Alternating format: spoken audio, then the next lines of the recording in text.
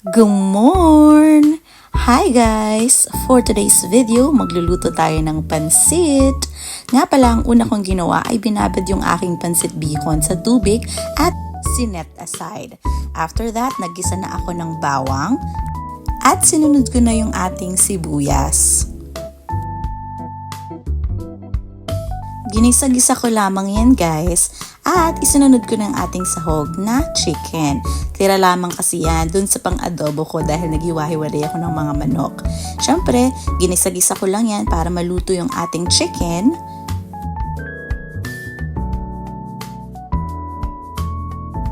Isinunod ko na nga palang ilagay yung mga hiniwa kong carrots at alam naman natin, mas maraming gulay sa pansit ay mas masarap. Alam nyo guys, noong bata ako, lagi ako napapagalitan kasi kapag kumakain ako ng pansit, itinatabi ko yung gulay. At pinapagalitan ako kasi nga hindi ko yun kinakain at pinipili ko lamang yung pinakabihon. Anyway guys, inihalo ko na rin pala yung ating repolyo or yung cabbage at halu-haluin lang natin.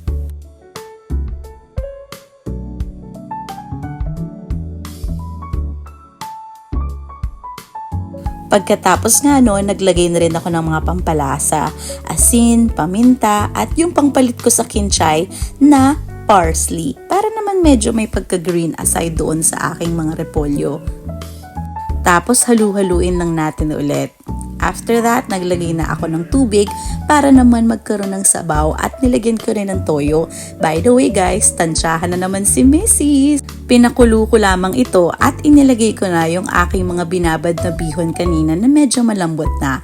Yun kasi ang sikreto ni Mama para daw mas madaling maluto yung bihon. Hinalo-halo ko lamang para yung lasa ay sumama doon sa bihon. By the way, naglagay nga rin pala ako ng chicken cubes para lalong lumasa yung aking manok na sahog. Pinakulo ko lamang ito para lumambot at humalo yung mga lasa na aking inilagay. Siyempre, kailangan yung bihon natin, siguraduhin natin ito ay lutong-luto para hindi sumakit yung ating mga tiyan. And after that, feeling ko malambot na yung bihon, i-ready ko na ito sa aking lagayan. And that's it, luto na ang ating pansit! Magluluto na yan! Thank you for watching! Hadebra!